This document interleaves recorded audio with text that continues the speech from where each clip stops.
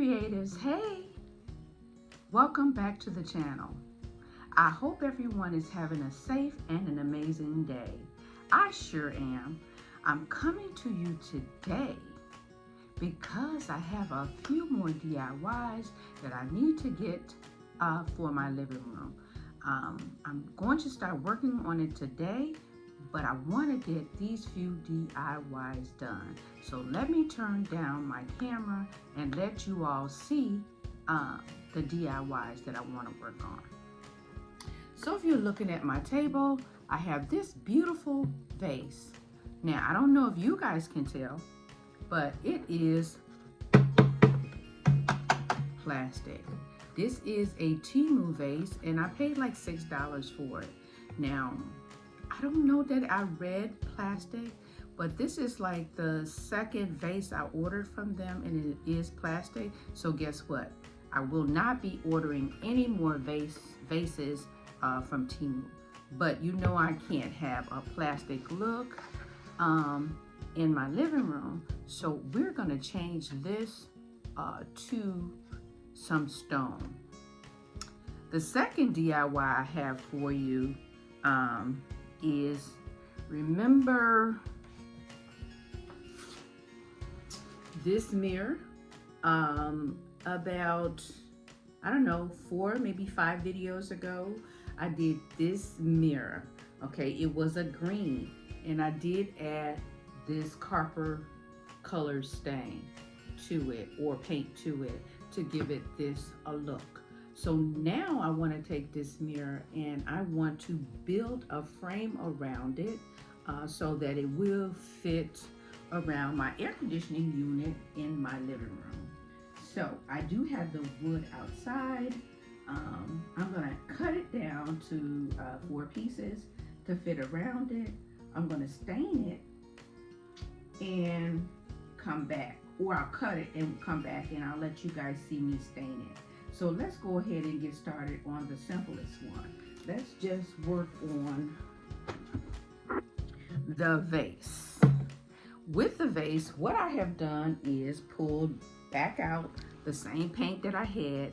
Now this is an all-in-one paint, and it's a chalk paint, and this is by Hiram, and this is a really good paint. I did this paint on some tables I did for a client, and this is what's left.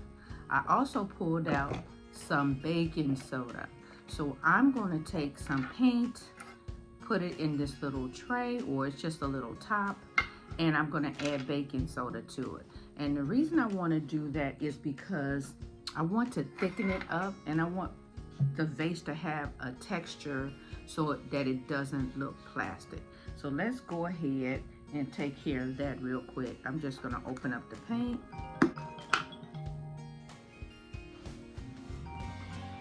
One second. So I'm adding the baking soda into the paint to get that desired thickness. I'm also leaving some of the lumps and bumps to give the vase a little pat or texture.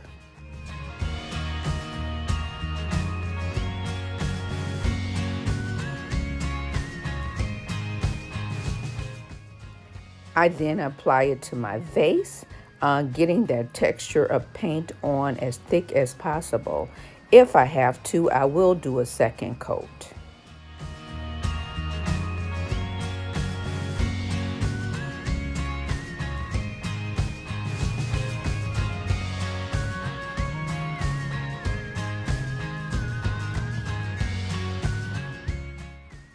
I'm going to set my vase outside, let the paint dry, and I will add a second coat off camera if I need to. Now I'm outside, and this is the 2 pieces of 6 feet of wood that I bought. It is a 1 by 3. I also have my mirror here, and I brought it out so I could be exact with my measurements. So what I want to do is take one of the boards, and I want to cut it the length of the mirror, the width of the mirror. So this is what I'm doing. I want to cut 1 piece for the top and 1 piece for at the bottom. So I'm lining it up on the edge, and then I'm going to take my pen and make a mark so I'll know where to cut. Once I figure out my cut and make the mark, I take that mark and I transfer it to my second board. So I just pulled out the saw right outside the garage, and now I want to line it up and cut my pieces.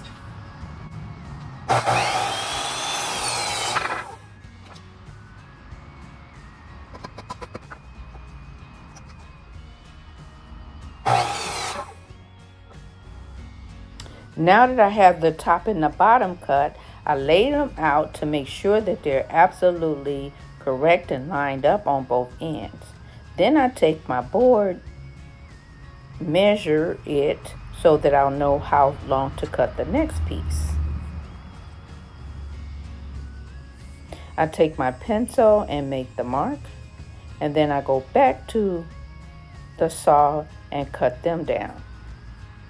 So if you guys are watching and paying attention, I did have those laid out wrong. I am making a frame. So what I did was set them upward, measured, and now I'm making a cut for my two vertical pieces or the two sides. So I'm back inside with my cut boards, and I have my handy dandy sander. So what I want to do is sand the top of the boards.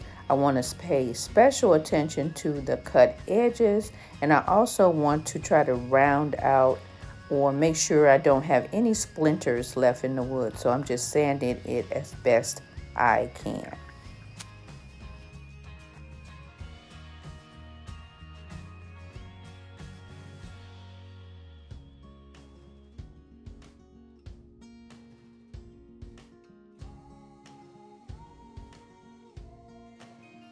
Once I have them all sanded down, I take a damp cloth and wipe away all the dust. I don't want the dust to get into my stain. Now I have my stain here, and I'm using the General Finish in a Java, and I have an old paintbrush I want to use to apply my stain. Now I am using this gel stain because I don't want my wood to warp. There will still be some warping from the moisture, but not as much if I had not used the gel stain. This is why I'm using the gel stain, and it's the only color that I have. So it is a little darker than I want it to be, but we're gonna roll with it.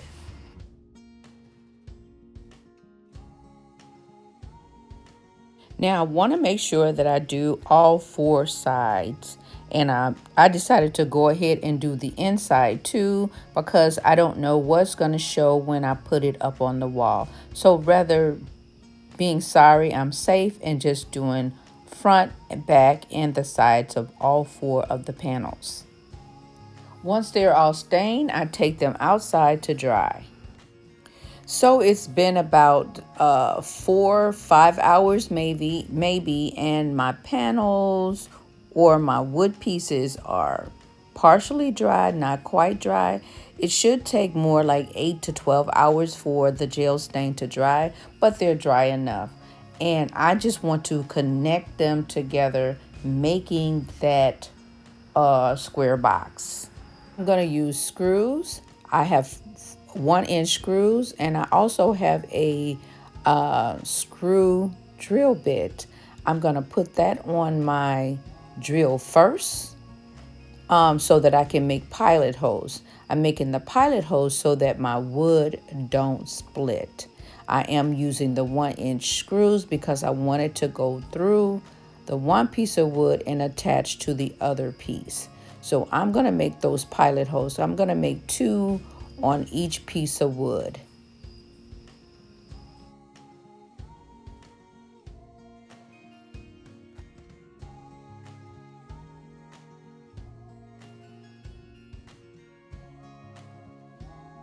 Then I'll use the 1-inch screws to screw through the pilot holes.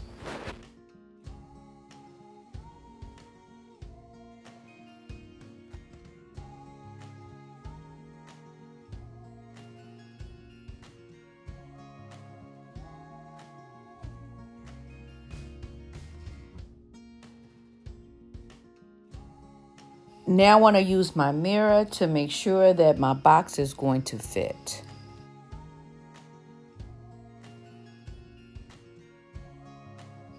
And just like that, you can see it doesn't fit.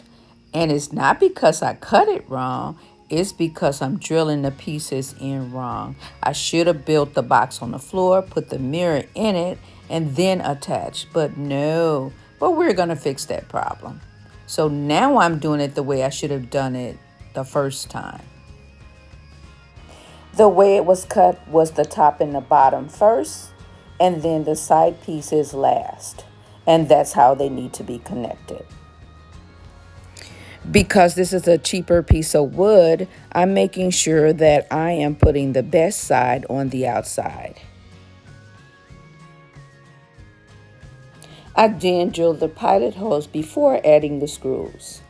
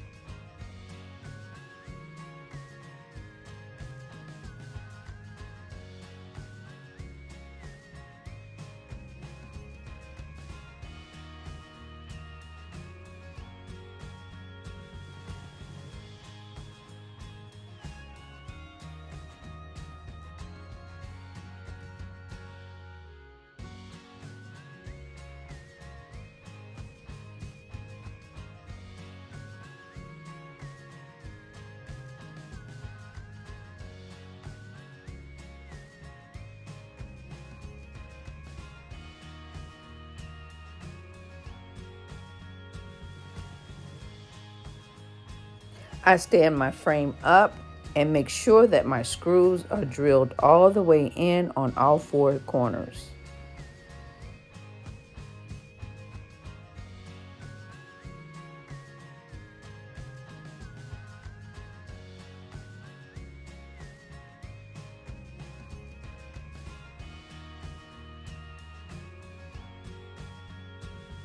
My frame is now complete.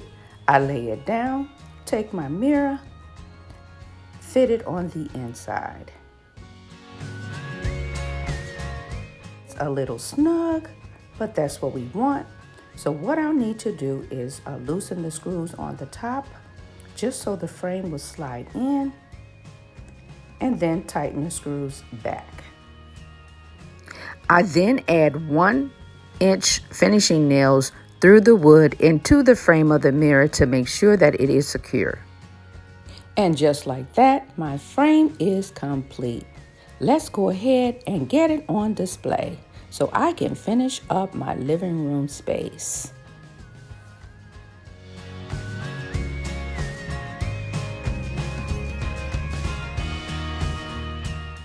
I really love how this vase turned out. I already love the style of it, and now since I put the baking soda with my paint on it, it really truly looks like a stone. But you guys let me know what you think. I know the color didn't change the look of it or the feel of it, but the look of it is totally different. And I will be using it in the living room with these fall picks. I think it's going to make a great addition to my living room fall makeover. And here is my frame mirror.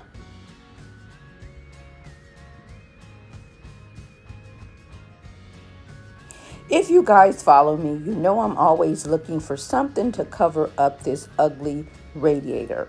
And this fit the bill. The mirror was the perfect size. I just needed to encase it. I just picked up $4 in wood, stained it, and this is how beautiful it looked. Yes, I know the colors are off, but it still looks really good. I am so excited about these two pieces. Let me know what is your favorite and if you would have done anything differently. So that's going to conclude this video. If you guys have seen something that will inspire you to make you want to keep watching, make sure you subscribe to the channel. And don't forget to turn on that notification so you'll know when I upload new videos. FYI, YouTube has added a hype button. And what the hype button does is if you hit the hype button, the more hypes I get, it will push out the video to more people that have like interests such as yourself. This will be greatly appreciated and a great way to support the channel. I want to thank you all again for watching and have a fabulous, fabulous day. God bless you all, and I'll see you in my next video. Bye now.